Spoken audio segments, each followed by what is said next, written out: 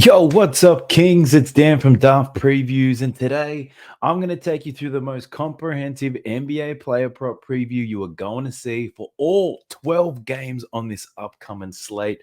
I got my glass of water with me. It's going to be a long one. So in this one, I'll be going through all the key players. I'll discuss all their props. We'll go through all of their lines, and I'll even tell you how I think the game's going to go. As always, I'll be sharing my screen. I'll take you through props.cash, which is what I use to sort through all of this data. If you're looking to take your research to the next level, you can sign up to props.cash and get 25% off your first month using the code DAFT25 when you sign up. Let's go! Sub to the channel cause your boy's getting busy. Coming to you live from the west side of Sydney. We've got the free picks and the juice and the daily. It's all free, you don't even have to pay me.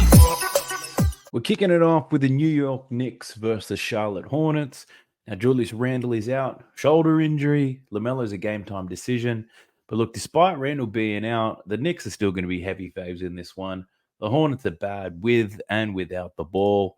The Knicks, they just have a stronger team, and they should dominate on the glass as they normally do. Despite Randle being out, the Knicks still have the best player on the floor, which is this man we're going to preview first. It's Jalen Brunson.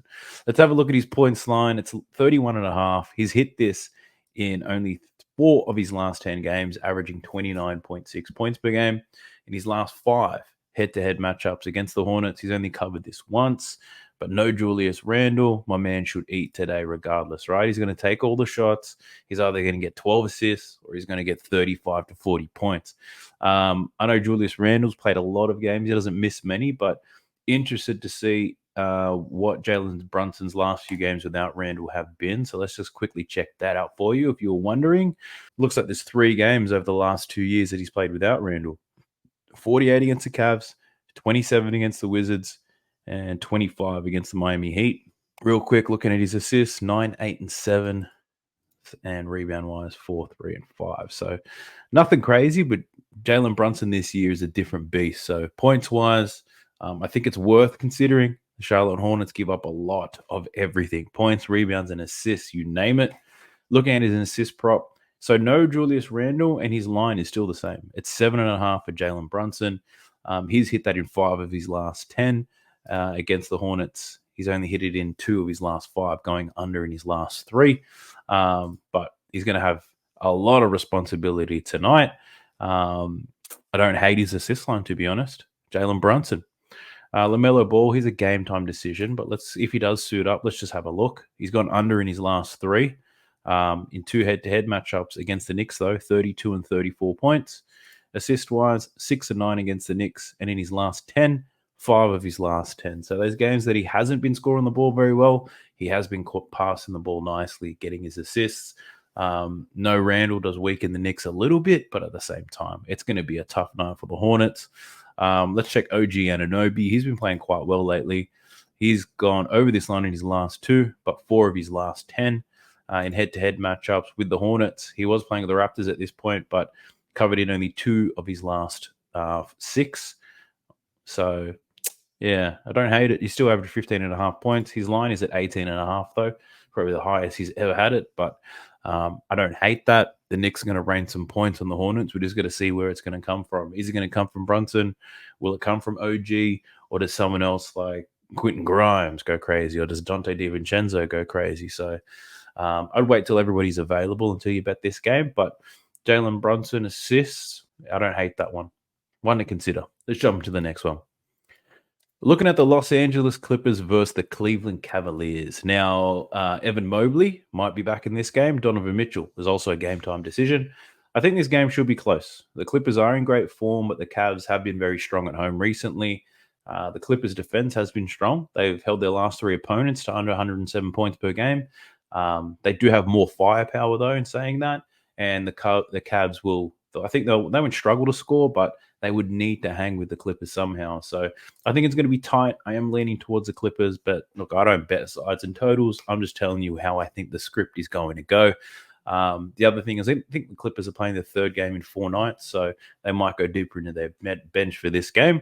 But let's check out the props for the key players in this one. Let's look at Jarrett Allen firstly. Line's at 16.5. He's covered that in 5 of his last 10 games. Against the Clippers, he's gone under both times. Rebound-wise, Jared Allen, 10.5 rebound line. That indicates that Evan Mobley's going to play because he's covered this in 10 straight games, averaging 13.4 rebounds per game. Head-to-head matchups against the Clippers, 20 rebounds in one game, 8 rebounds in the next. So let's just have a look at his last 10 games with Evan Mobley to get a better idea of what we can expect.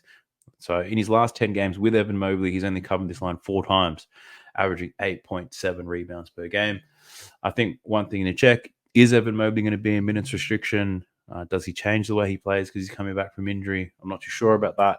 But if you didn't know nothing about basketball and you saw this, you'd bet it immediately, right? So I think you just need to consider the Evan Mobley thing. Or, maybe you bet on something like Bet365. You take Jared Allen's over, and the minute Mobley's confirmed in or out, at least you have the opportunity to cash out and hopefully get your stake back. So there's Jared Allen points, rebounds, real quick on his assists, 4 of his last 10, and he's gone under in both games against the Clippers. So no interest in that one. Let's look at Kawhi Leonard. Points-wise, he's covered his 24.5 point line. So that's actually gone down. His last game against the Celtics, it was 26.5. And I know that because I bet the under. He finished on 26. But his line's gone down 2 points at 24.5. Could it be because they're expecting less minutes? Could it be because Cleveland are a tough defense? I can't tell you. But 24.5 we see. And he's covered that in 4 of his last 5, averaging 21 points per game. No head-to-head matchup history against the Cavs. So, I wouldn't be comfortable taking his over or his under, to be honest. Rebound-wise, he's covered that in 6 of his last 10, averaging 6.5 rebounds. And assist-wise, he's covered in 6 of his last 10, averaging 4.4 assists, but he has gone under in his last 2. Let's have a look at PG. So Paul George points line is at 21.5. He's gone under in 4 straight games. He's hit this line in 5 of his last 10. And in his last matchup against the Cavs, he scored 26 points, but that was in 2022. Rebound-wise, he's hit this in 6 of his last 10, averaging 5.2. And assist-wise, he's hit this in 5 of his last 10, averaging 2.4 assists, so not much at all. Let's have a look at James Harden. So his line is at 18.5 points. So his line was at 18.5 against the Boston Celtics. He sees the Cavaliers and his line doesn't move, whereas Kawhi's gone down 2 points, and I think Paul George's went down 1 point. So they're probably predicting an easier matchup or a better game for James Harden in this one. But he's covered this in 4 of his last 10, averaging 16 points.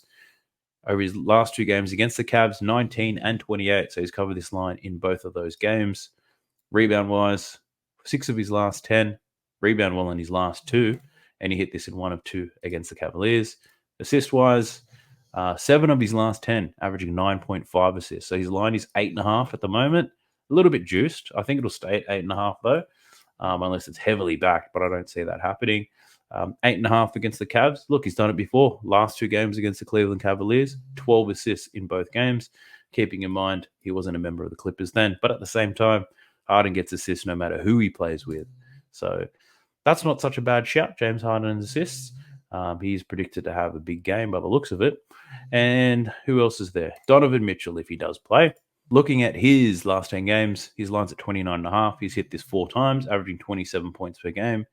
2 matchups against the Clippers last season, 30 and 11 points. The strong game was on the road. 11 points is at home. Rebound-wise, hasn't rebounded well against the Clippers at all. Averaging 0.5 rebounds. In his last 10 games, rebounding quite better, trending upwards, hitting in 5 of his last 10. And assist-wise, he's hit this in 4 of his last 10, averaging 7.2 assists. So 7.5 assists is quite high. Clippers don't allow many points or assists, so I can't see him getting both his points and his assists. But and against the Clippers, he's only got 2 and 3, averaging 2.5 assists in those games. So does Donovan Mitchell put on his scoring hat? Potentially. No Darius Garland, so it's hard to compare just his head-to-head matchup, so I wouldn't take too much stock out of that. Donovan Mitchell, not a play that I want to take at the moment. Let's jump into the very next game. We're looking at the New Orleans Pelicans versus the Boston Celtics. Now, Kristaps Porzingis and Al Horford are game-time decisions. Boston have lost 2 straight at home, believe it or not. They won 20 in a row prior to those 2 losses. Porzingis, everyone's saying that he will play in this game. He was game-time decision in the last one, and he sat out, so he should be good for this one. And if Porzingis does play, it's going to be a very difficult night for the Pelicans. He's going to pull Valanciunas out. He's going to stretch the floor. He's going to open up driving lanes. Zion's not going to defend anyone on the Boston Celtics because they don't actually play a power forward that Zion can relax with. Jason Tatum is their forward, but he really plays like a wing and a guard. Zion's not going to have too many matchups with him, but whoever's got Zion, they're going to attack. If Porzingis is on, that means Valanciunas is not going to be in the key. So I see the Celtics having their way with the Pelicans in this one because the Pels, they're playing well this year, but they're not beating good teams, actually losing to a lot of the better teams. So I'm leaning towards the Celtics. Let's preview these players. First one, let's look at JV, Jonas Valanciunas. In his last 10 games, he's hit his 11.5 point line 8 times, averaging 13.7 points per game. 2 matchups against the Celtics last year, 10 and 13 points. Let's have a look at his rebound prop over his last 10. 7 of his last 10, averaging 9.4. Last 2 games against the Celtics, he's only gotten 4 rebounds in both of those games. So hasn't rebounded well against Boston. One thing to look at would be how well does he play specifically against Kristaps Porzingis, because he's a different type of center than what he's used to getting. But speaking of Porzingis, let's have a look at him. His point line's at 18.5. He's hit this in 6 of his last 10. His last game against the Pelicans, he scored 23 points. Rebound-wise, he's only hit this in 2 of his last 10, averaging 5.6 rebounds. But his last game against the Pels, he pulled down 10 boards. CJ McCollum, points-wise, he's hit this in 4 of his last 10. He's averaging 17.8. His line's only 16.5 in this one.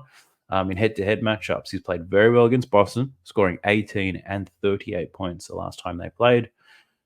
Looking at his rebounds, he's hit this in 8 of his last 10 games, which is awesome. Averaging 4.8 rebounds. It is juiced, that 3.5. But in head-to-head matchups, 5 and 4 rebounds. So he's rebounded quite well against him in the past. He's rebounding quite well lately.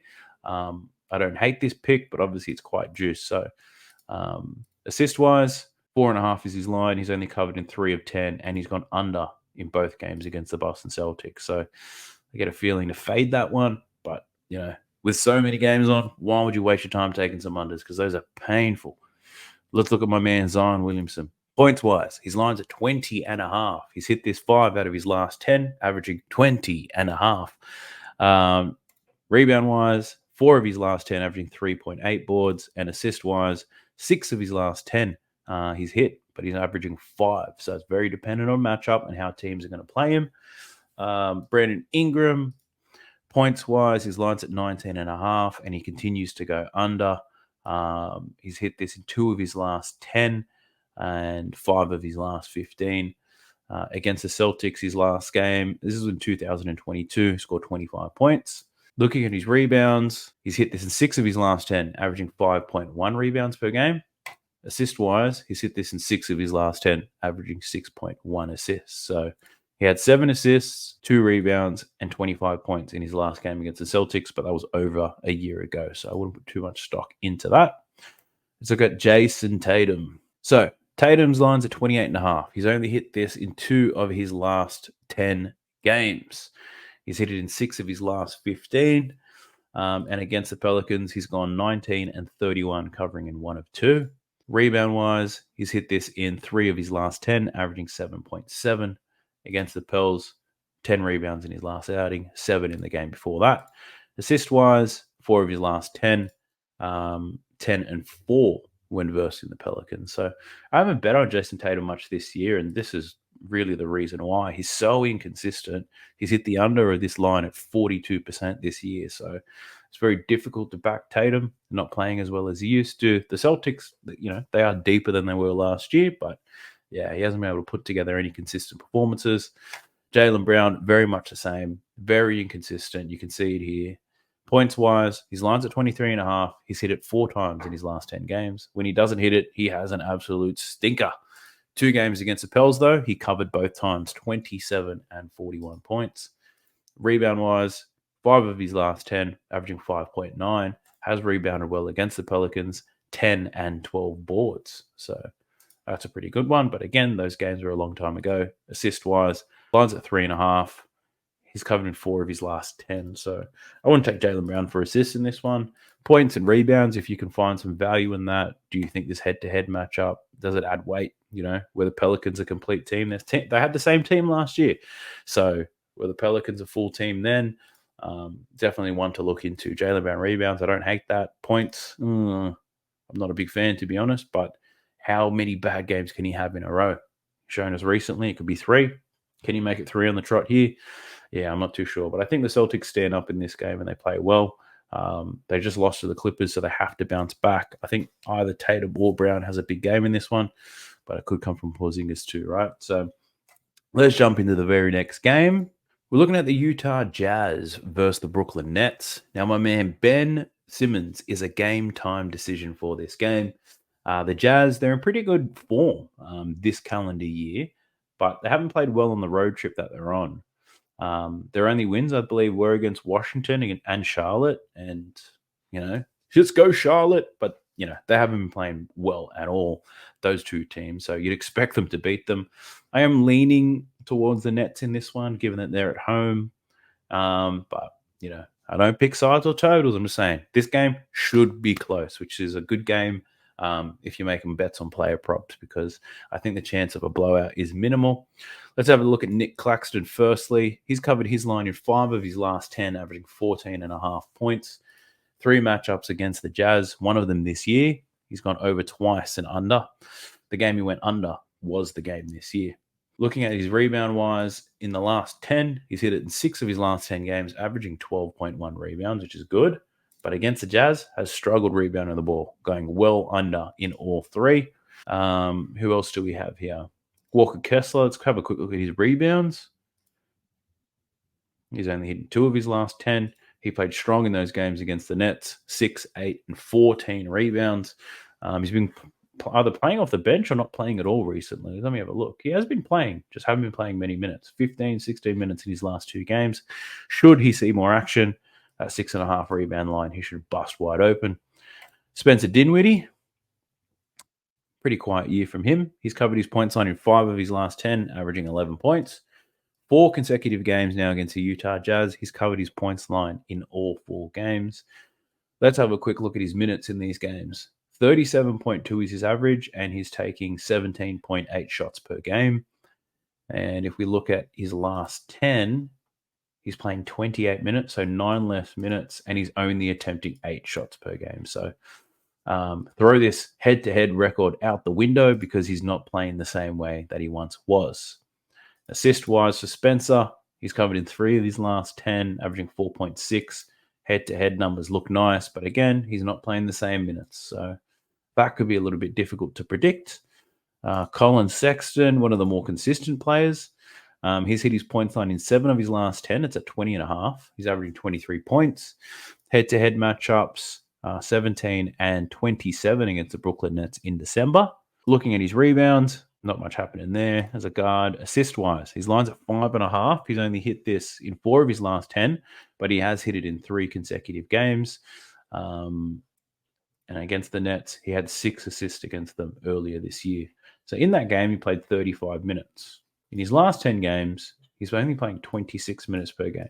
He did play 35 against the Hornets, though. So a little bit inconsistent with his minutes, but I think Colin Sexton points and assists could be a good shout. He's hit that in 7 of his last 10, and he crushed it in his earlier game against the Brooklyn Nets. So that might be one to consider. Kings and Queens, I'll leave that up to you. Lauri Markkanen, let's have a look at Lauri. 24.5 points is his line. He's hit this in 6 of his last 10, averaging 25 points per game. 3 games against them, he's gone under his points line, but he's gone over 20 points in 3 consecutive games.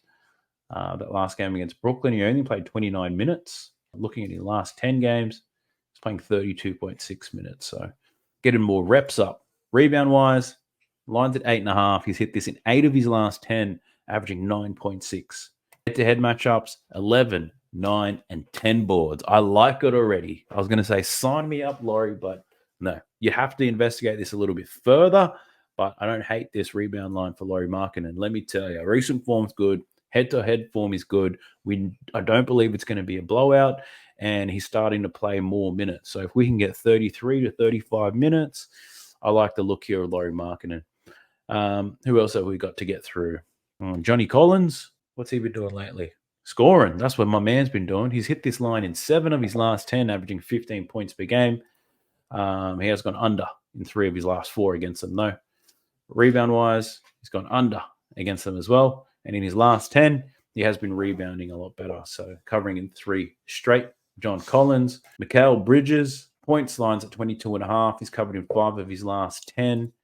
Against the Jazz, has struggled, only hitting 1 of his last 4. Assist-wise, 5 of his last 10. And against the Jazz, 1 of his last 4. So points-wise is probably, if you're going to bet on Bridges, maybe points, but 22.5 seems a little bit steep for him. He's only averaging 21.7 points per game this year. Ben Simmons could be in, which could lead to a full balanced attack. If Ben Simmons is in, Cam Johnson is back. Cam Thomas is playing well. Dinwiddie is there. They've got a lot of options. So 22.5 points for Bridges. Not a big fan, to be honest. And who else is there? Jordan Clarkson, look at his points and assists real quick. Coming off the bench, the better Sexton plays, the less opportunity Clarkson gets and vice versa. But he's gone under in his last 3 and hitting his 5 of his last 10. He's got 29 points in his last game against the Nets. Assist-wise, 5 of his last 10, and he got 5 assists against them last time. Cam Thomas, his line's at 23.5, so they're expecting him to play some good minutes. He's hitting 4 of his last 10, averaging 21 points per game. Last game against the Utah Jazz, which was this season, lit him up for 32 points. So very interesting, Cam Thomas. All right, let's jump into the very next game. We're looking at the Phoenix Suns versus the Miami Heat. Yusuf Nurkic is a game-time decision in this one. The Suns are on a back-to-back, and they're playing their 3rd game in 4 nights. Miami, finally at home. They've had 6 straight losses. I am leaning on Miami here. I think they'll be more desperate. They'll be better rested.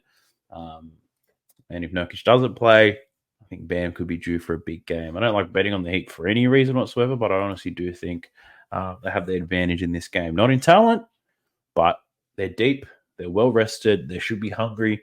And the Suns played a lot of games. That's a lot of minutes for their stars. I don't know if they'll be able to back it up. Let's have a look at Bam Adebayo. So Bam, he's covered his points line in 5 of his last 10, averaging 18.6. He's gone under in 3 straight, but he's had some excellent games against the Suns. He's covered his line in 3 straight, 30, 21, and 28 points earlier this season. Rebound-wise, he's hit this at 6 of his last 10, averaging 11.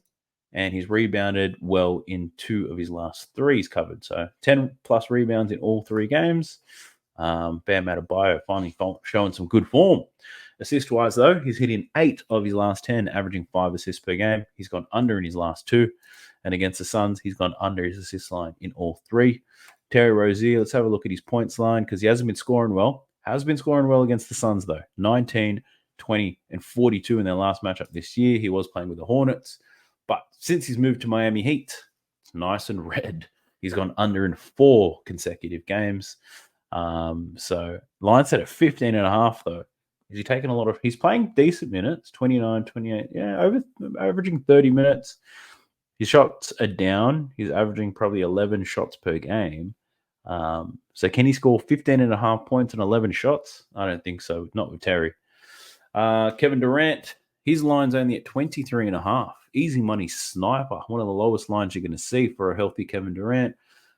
He's only hit this 5 times in his last 10, averaging 25. He's gone under in 3 straight games. And in his last matchup against them, he only scored 17 points.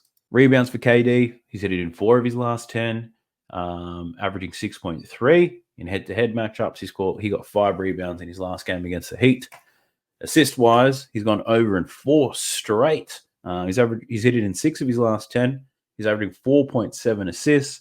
And his last matchup against the Heat finished with only 2 assists. So that 4.5 is pretty juiced, minus 148. Which means the line will probably move to 5.5 if it hasn't already.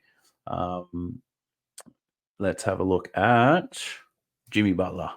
The Jimmy, I don't bet on him on the regular season because he's inconsistent as hell. He's hit this line in 4 of 10. He's gone under in both matchups against the Suns. Rebound-wise, he's only hit this once in his last 10. He did have 13 and 5 rebounds against them. Assist-wise, he went over in both games. In his last 10, he's only gone over 3 times. So I shan't be playing that. Bradley Beal, he's gone over his points line 5 of his last 10, averaging 18. 3 games against Miami Heat. He's gone over in all 3, including their most recent game earlier this year. He scored 25 points. So that's a good sign for Bradley Beal. Rebound-wise, he rebounded well in that one. His rebounding is a bit inconsistent as of late. And assist-wise, he's covered in 6 of his last 10 games. And he's hit this in all 3 games against the Miami Heat. So if you're just looking at Bradley Beal's form against the Heat, it's obviously excellent. Looking at his last 10, it's a bit inconsistent. But I think it's hard for Bradley Beal to rack up points when, you've got Devin Booker shooting the ball 30-plus times per game. So I feel like Devin Booker will probably slow down in this one. Let's have a look at Devin Booker. So he scored 46, 62, and then 44 points in his last 3 games, which is absurd. Let me have a look at his shot attempts. 23 shot attempts, 37, and then 26. How many three-pointers? 10, 12, and then 2. So against the Orlando Magic, he only took 2 3-pointers. That means there's 24 shots from inside the perimeter. D-Book. I just wonder if he can keep putting up that volume. His line's at 31.5. So hasn't moved up too much. But I think just knowing that Devin Booker's in this type of mood means I wouldn't feel confident betting on, anyone from the Phoenix Suns to score any points until this fucking guy relaxes a little bit. But assist-wise, he's gone under his assist line lately, and that's because he's just shooting the damn ball. So he had 10 assists in his last game against Miami, but yeah, look, bit unpredictable.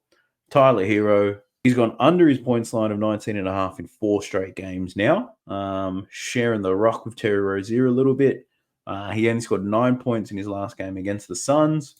Rebound-wise, he's hit it in 6 of his last 10. And assist-wise, he's only hit that in 3 of his last 10 games. He did have 6 assists against the Suns in their last matchup a couple of weeks ago. But, yeah, not a strong read on Tyler Hero on this one. Let's jump into the next one. Looking at the Los Angeles Lakers versus the Houston Rockets. Now, as usual, LeBron and AD are game-time decisions. The Rockets are at home. They've been much better at home compared to when they're on the road. I feel like this will be a slow and grindy game. The Rockets are actually quite strong in the areas where the Lakers like to score points, such as like fast breaks. The Rockets do well in shutting that shit down. Dylan Brooks on LeBron, so that'll be pretty interesting to watch. I feel like this game will be close, but I feel like it's going to be a lower scoring game. Let's have a look at the player props, though. Big Bird, AD. His line's at 24.5. He's hit this in 6 of his last 10. 3 games against the Rockets. He's gone over in all 3. 2 of those games happen to be this year. He scored 27 points in each game. Rebound-wise, he's hit his rebound line of 12.5 in only 4 of his last 10. Against the Rockets, he's hit this in 1 of his last 3. And assist-wise, he's gone under in all games against the Rockets. And in his last 10, he's hit this 6 times, averaging 5.2 assists. So an interesting one there. Get a strong read on his points against the Rockets. That's not too bad. Would require some investigating to see how well he's going to go. But 24.5, that seems quite low to me. That's actually the lowest line that he's had in quite some time. If I have a look at his last 15, this dotted line represents his actual line for the game. This black solid line is the line for this game. So the 24.5 line that we see now is the lowest line he's had in the last 15 games. Let's go back deeper. Let's go 30. Yeah.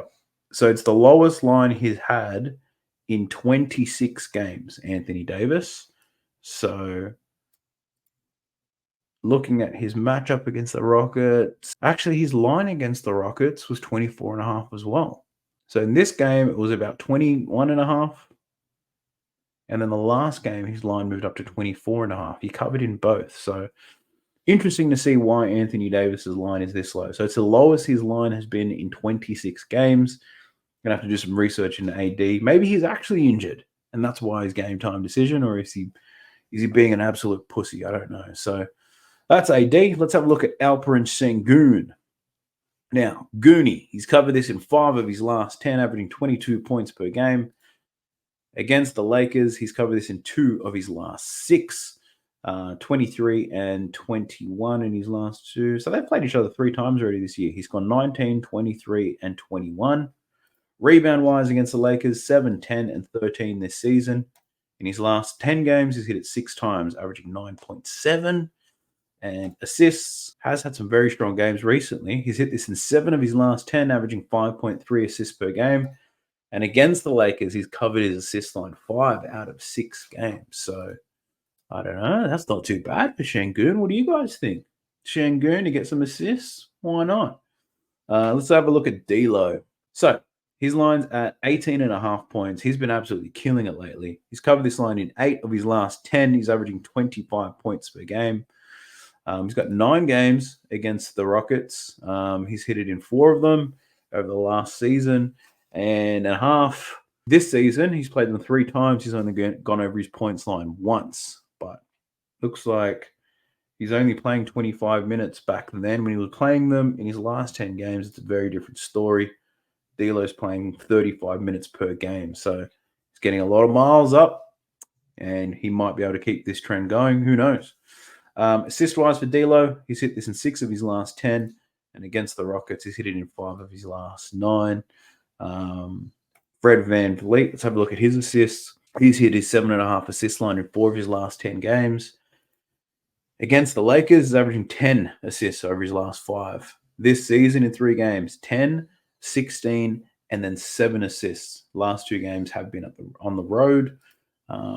So I don't mind that for Fred VanVleet, his assist prop. That's not too bad at all. Jabari Smith Jr., quick look at his points. 6 of his last 10 he's hit. 4 of his last 6 against the Lakers. So he scores 10 points against the Lakers every single time, which is cool. And he scored 10 points in 8 of his last 10 games. Might be a good one for the ladder play, potentially. We'll see. Rebound-wise, his line's at 8.5. He's covered it 6 times against the Lakers. He's only gone over this once, where he had 9 rebounds. I actually remember this game because I took his under, because I saw how the Lakers give up the least rebounds to power forwards, and he has never gone over his rebound line. Well, I was wrong. He finally went over it when I bet on him. Far out. All right, let's have a look at LeBron James, Mr. Longevity. His line's at 24.5 points. He's covered this in 7 of his last 10 head-to-head matchups. He's only covered this twice. Now, he did play a lot of minutes up against the Golden State Warriors in that overtime game. He played 47.7 minutes per game. I'd be leaning towards the under in this one, because that's a lot of minutes for a man his age. He's going to have Dylan Brooks pissing him off the whole game. So, yeah, I'd probably lean to the under on that one. But, you know, he is a beast. Racks up some points. Rebound-wise, he's hit this in 5 of his last 10. 20 rebounds in his last game. Head-to-head matchups, he's gone under in all 3 games against the Houston Rockets this season.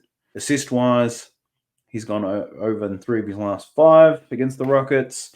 In his last 10 games, he's hit this 5 times. So 12 assists in back-to-back games. But I wouldn't have any confidence taking LeBron James. I'd probably look at his PRA, 39.5. I think, honestly, that line seems about right. But, man, he just played a double overtime game, 47 minutes. He played an extra quarter than what he's used to. Can he deliver against a team that, you know, he has gone under before? 2 games of 27 and 26. I might be thinking a reverse ladder here. Take a LeBron under 39.5, under 35.5, under 30. Let's fade the king. Yeah, I'm not too sure about that, but we'll see where we land. Jalen Green, he's been playing quite well lately. He's gone over his points line in 3 of his last 6 against the Lakers. Went under in his last 2. Last 10 games, he's averaging 19.8 points per game. His line's at 19.5. Assist-wise, 7 of his last 10, but that line's only 2.5, so probably not worth mentioning. Austin Reeves could have a good game, or a big game. His activity should be high if LeBron's going to have a quiet one. So if the script is right, he's covered his points line in 5 of his last 10, but he's covered it in 4 of his last 5 games against the Houston Rockets. So don't mind that at all for Austin Reeves. Got to tell you. Let's put a pause on that. I got a public service announcement. I bit the bullet. I'm participating in a ladder challenge, so keep an eye out for my YouTube shorts. We be going 10 into $10,000. I don't know how people build that shit up. But look, it seems like fun. I've already got my legs selected, so stay tuned for that one. I'll be uploading both of these videos at a similar amount of time. So you get from this preview, and you can jump straight into that YouTube short, and you can jump into the ladder challenge with me. Also, rate the fit. What do you guys think? I got my new Charlotte Hornets apparel. I think this hat is awesome. The shirt's pretty dope too. I love this color. I probably won't wear it out of the house, but let me know what you guys think. Let's jump straight back into the preview. We're looking at the Sacramento Kings versus the Memphis Grizzlies. Now, Luke Kennard is a game-time decision. The Grizzlies' defense, that's been keeping them in games recently. Unfortunately, their strong interior defense won't be as useful up against the Sacramento Kings, who score a lot of points from outside. I feel like the Kings will get the win here on the road. I'm not sure whether Memphis could cover in this one. So lean in the Kings at the moment. Speaking about the Kings, let's talk about the big man for them, Domantas Sabonis. Looking at his points here, the line's at 18.5. He's only covered this in 5 of his last 10. He's gone under in all 5 games against the Memphis Grizzlies. Looking at his rebounds, he has rebounded quite well. He's averaging 13.8 rebounds against them, covering 3 times. And in his last 10, he's only got this twice. So the line's high, probably because the matchup is good, and he's rebounded very well against them. They're projected to win, meaning the Grizzlies will miss more shots than the Kings, so more opportunities for Sabonis. I don't hate the rebound line. Got to be honest with you.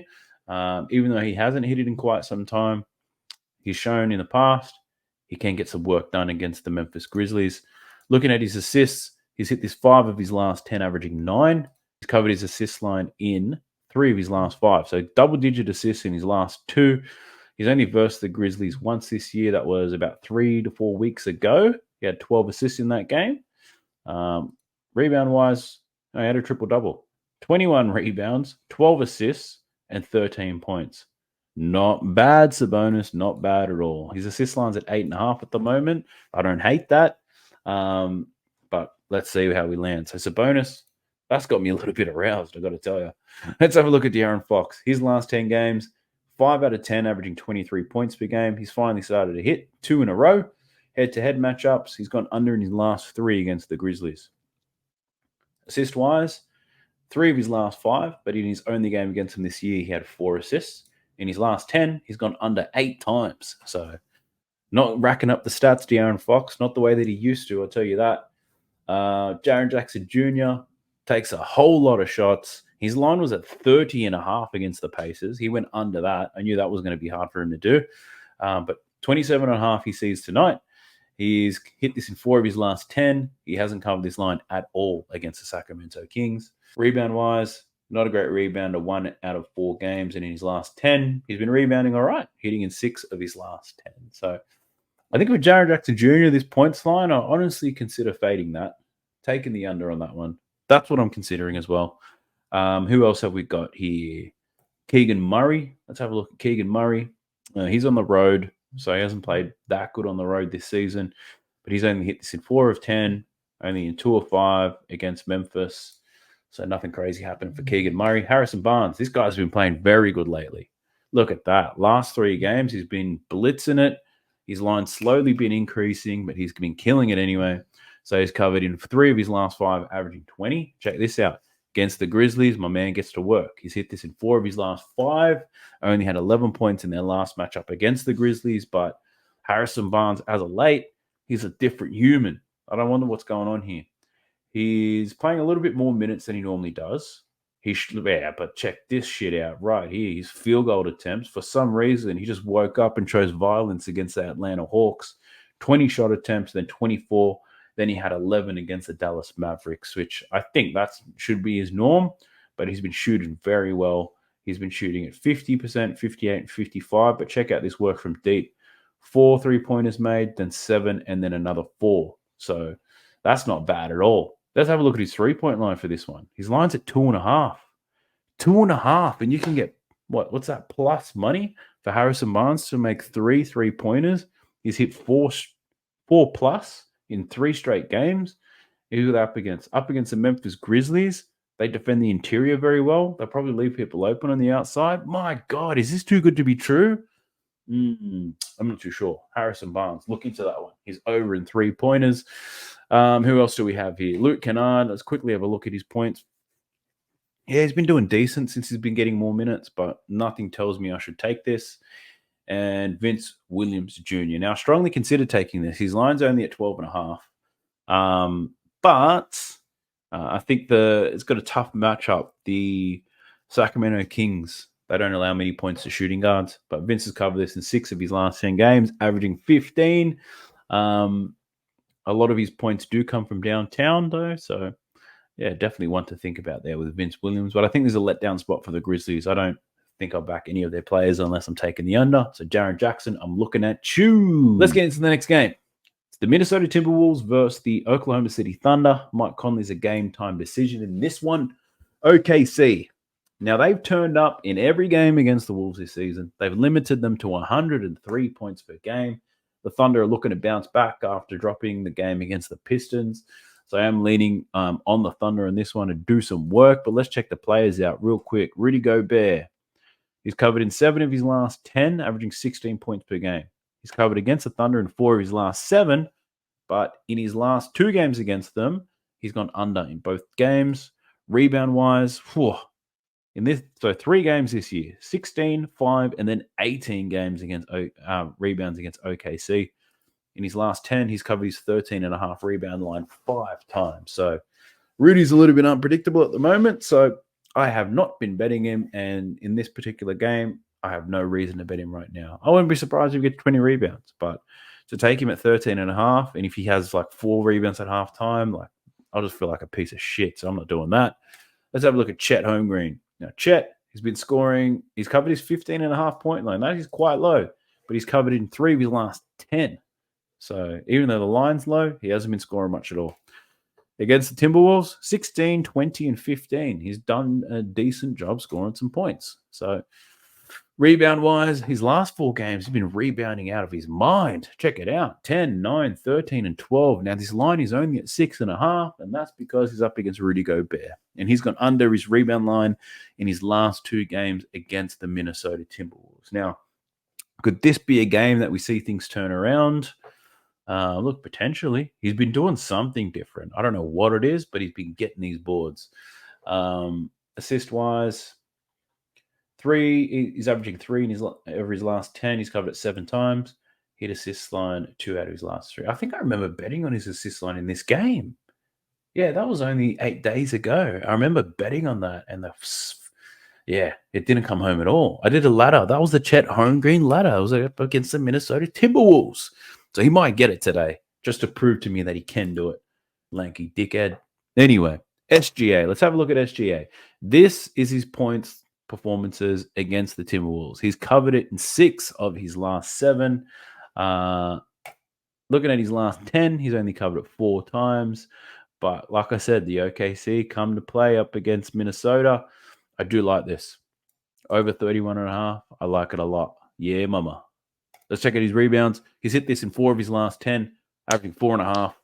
Against the Minnesota Timberwolves, he's hit this in 4 of his last 7, averaging 4.7. Rebounds a bit inconsistent this year. 3 games here, only hit it once. Assist-wise, he's hit it in his last 2 games against the Timberwolves, and in his last 10, he's hit this 6 times, averaging 6.2. So I think what really gets me aroused is just this points one. This one right here. Look at this. Look at this. Look at this. Look at this. 6 of his last 7, he's hit this. It's going to be a sweat because he just hits it. But SGA to go over, why not? It's not a bad play. Karl Anthony Towns. Let's look at his points. 6 games against the OKC Thunder. He's only hit this once. In his last 10, he's hit his line 5 times. Rebound-wise, he's hit this 3 of his last 10 and 3 of his last 6 against OKC. And assist-wise, 4 of his last 10 and only 2 against the OKC Thunder. So look at that. That's Karl Anthony Towns' PRA against his Oklahoma City Thunder team. He's gone under in 5 of his last 6. He's gone under in all 3 games against them this year. So don't mind that at all. If the script in my mind is right and OKC come to play and they shut their asses down, then Karl Anthony Towns is going to go under in everything. Why not? Let's have a look at Jalen Williams in this one. So J-Dub against the Minnesota Timberwolves, covered in his last 2. Both of those games were this year. In his last 10 games, he's hit this 6 out of the 10, averaging 20.1. Rebound-wise, 4 of his last 10. Hasn't rebounded well against the Wolves. It was only the last game where he's covered it. And assist-wise, he's hit this 6 of his last 10, averaging 5.1. But he's only covered his assist line once against the Minnesota Timberwolves. So Jalen Williams, a bit inconsistent points-wise. Don't hate it. Covered in his last 2 against the Wolves and shows that he is capable of it. And he's, might be feeling himself after hitting that game winner not too long ago. So we shall see. Let's have a look at Ant Edwards. Points-wise, 5 of his last 10 he's hit, but he's gone under in 7 of his last 8 games against the OKC Thunder. Rebound-wise, he's gone over in 7 of his last 8 games against the Thunder. And in the last 10 games, he's gone over his rebound line 7 times. The line is a little bit juiced, minus 140, but I don't hate that. Look at those rebound numbers against OKC. Look at those rebounds in his last 10. And Edwards could help on the boards. Assist-wise, he's hit this in 5 of his last 10, averaging 6.4 assists. And he's hit this in half of his games against OKC. Josh Giddey, looking at it real quick, because who knows how many minutes this guy's going to play. Looking at his last, we're not going to look at these stats because he's in a reduced role these days. Doesn't play many minutes. Points-wise, I wouldn't play. Rebound-wise, I wouldn't play. And assist-wise, I wouldn't play that either. So eat shit, Josh Giddey. Coming into the home stretch, we've got 4 more games to go. We're going through the Washington Wizards versus San Antonio Spurs. And I might start to get a little bit silly with this one because I'm getting tired. Now, Zach Collins is a game time decision for this game. Both teams are absolute ass, but I'm surprised to see they both come into this game with a chance to start a win streak. They both won their last games. Both teams deficient defensively, so it could be a good game for some of these players. Let's have a look at Jeremy Sohan, and I normally wouldn't look at him, but he's been playing all right these days, especially more recently, scoring points and a lot. Last 2 games against the Wizards, 17 and 23 points. In his last 10 games, he's covered this 4 times, averaging 14.6. Rebound-wise, he's hit this in 6 of his last 10. He's gone under in both games against the Wizards. And assist-wise, not too much happening there that I want to talk about. Let's talk about Daniel Gafford. Points-wise against the Spurs, he's gone under in his last game, scoring 9. He's hit 4 of his last 10. Rebound-wise, 5 of his last 10, but he only had 3 rebounds in his last game against the Spurs. Tyus Jones, let's check his points and his assists because I get the Jones brothers mixed up. 4 of his last 10, but against the Spurs, he's covered this line in 4 straight games. Assist-wise, only 1. His last 10, look, he's showing that he is capable of it, but isn't hitting those consistently. I think his brother might be consistent with the assists. No, same bullshit, must run in the blood.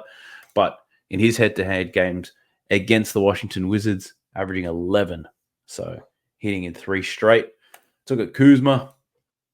Points-wise, gone under in both games against the Spurs. In his last 10, he's hit it 3 of the last 10 games. Rebound-wise, I think that's much better. He's hit it in 5 of his last 10, averaging 9. Gets 6+ rebounds in every single game. Thank you, Kuzma. Head-to-head, he got 12 rebounds in his last matchup against the San Antonio Spurs. So I just took him for 6.5 rebounds against the Pistons. He finished with 6. I don't know. Do I bite the bullet and take him again? Surely he doesn't finish on 6 again. Surely. Let's look at his assist. 4 assists in every game in his last 10. He's hit his line in 7 of his last 10. And against the San Antonio Spurs, 6 assists in his very last game. So I'm leaning under in Kuzma points, over in rebounds and assists at the moment, but we'll see what I end up landing on. Let's have a look at Victor Wembanyama. 24 points, 8 rebounds, 4 assists in his last game against Washington. Looking at his last 10, he's covered his points line 4 times. Rebound-wise, he's covered that 4 times. Assist-wise, he's covered that 5 times. So Wemby's lines are starting to move up. Rebounds and his points line. Yeah, I'm not too sure. That line is just high enough to make me hesitate. I'm not gonna lie, making me second guess it right now. Old Wemby. Look at Devin Vassell. Points wise, let's check maybe this is a quick way. Last game against the Wizards, 21 points, 5 rebounds, 5 assists. 21, 5, and 5. Now looking at his last 10, He's covered this line in 5 of his last 10, averaging 16. But his last 5 games have been good. He's covered this 4 times. Rebound-wise, 3 of his last 10. And assist-wise, he's covered that in 6 of his last 10. Also hitting in 4 of his last 5. So, yeah, like I said, this is a game where a lot of teams could leak a lot of points. So, Devin Vassell, I don't hate his 20 points, 5 rebounds. Oh, actually, that 5 rebounds might be a little bit steep. But you get plus money to take his over in boards. Maybe adjust a little bit. Maybe we can go 20 points, 3 rebounds, 5 assists. That's what I'm thinking for the Vassell. Could be a value play. Could be going off early. I'm not too sure. Let's jump into the next game, shall we? It's the Orlando Magic versus the Dallas Mavericks. Now, Markelle Fultz, Dante Exum, Derek Jones Jr., all game time decisions in this one. But the only thing that matters is Luka Doncic is playing, and he is a one-man army. And he's up against the Magic, who are on a back-to-back. I think he's going to lead this Mavs team to victory here with another outrageous stat line. So let's get straight to Luka. His line's probably through the roof. Yep. Points line's at 36.5. He's gone under in his last 2 against the Orlando Magic. Rebound-wise, he's gone well under in his last 3 games against the Magic, but in his last 10 games, he's hit this 4 times. So could an under on Luka's rebounds be a play? I'm not too sure. Assist-wise, the line's at 10.5. He's only hit that 3 of his last 10 games, and he's gone under in his last 3 games against them. So you could play Luka under in rebounds and assists. His line's at 20.5. He's only averaging 9.7 against the Magic. But obviously, Kyrie Irving's not there. So let's have a look at his last 10 games without Kyrie Irving. Last 10 games without Kyrie Irving, he's averaging 19.6 rebounds and assists. So the Orlando Magic allow the least assists in the league and the 4th least rebounds. So for Luka to go above his average could be steep. Points-wise, he might be able to get it going, but yeah, it also depends on who suits up. But I don't hate that. I don't hate the under on Luka rebounds and assists. He's only hit it 3 times in his last 10 games. Surely they relax a little bit. Banchero, let's have a look at Paolo. 23.5 is his points line.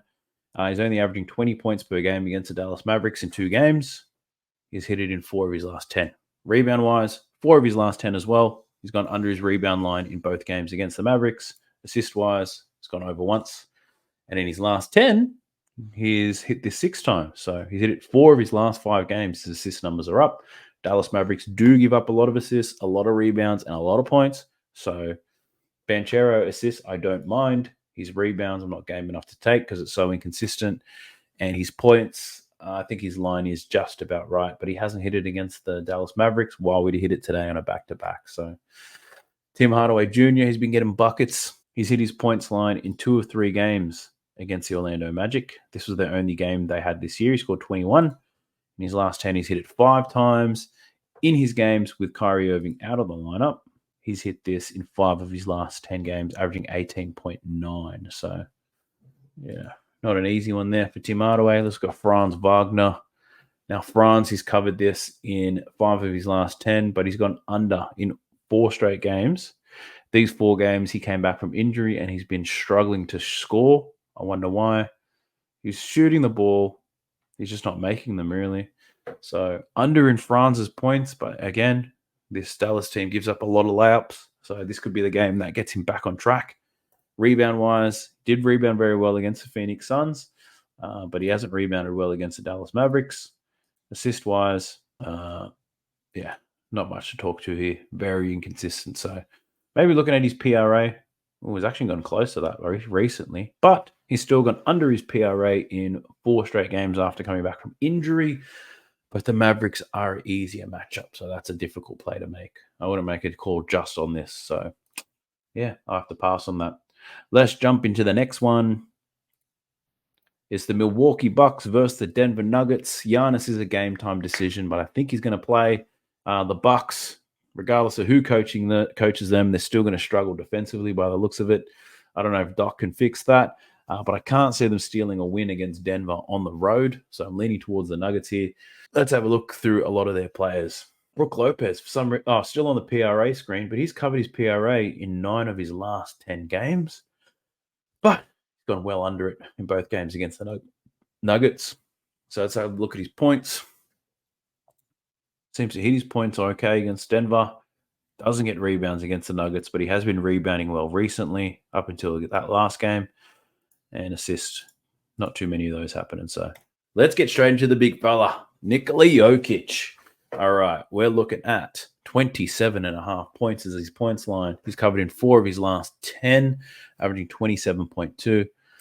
Matchup against the Bucks last year, he scored 31 points. Rebound-wise, 12.5 rebounds is his line. He only had 6 rebounds in that game against the Bucks. If Brook Lopez is standing outside of the paint, might be difficult for Jokic to get some boards. 12.5. He's hit them at a decent rate, though, lately. Assist-wise, he's gone under in 3 of his last 10. He did get 11 assists against the Milwaukee Bucks. So for this particular game, I already have a value play in mind. Definitely looking at taking his over in assists. Obviously, the Bucks aren't very good defensively, so if they leak up a lot of points, Jokic should be able to find people to score. His points line, I'm a bit unsure of that. Might take an alternate for 25, which he's hit in 9 straight games. 25 points, 10 assists, and then I'm thinking the under in rebounds. 12.5, he's only hit this in 3 of his last 10 games. Brook Lopez is there. He's going to draw the defense out. If Brook Lopez is off the court, Bobby Portis might be playing center. He's going to draw the defense out as well.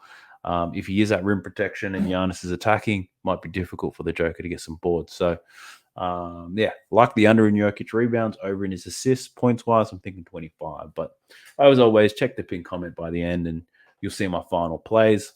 Dame Darla, let's have a look at Dame. Points-wise, he's hit it in 5 of his last 10.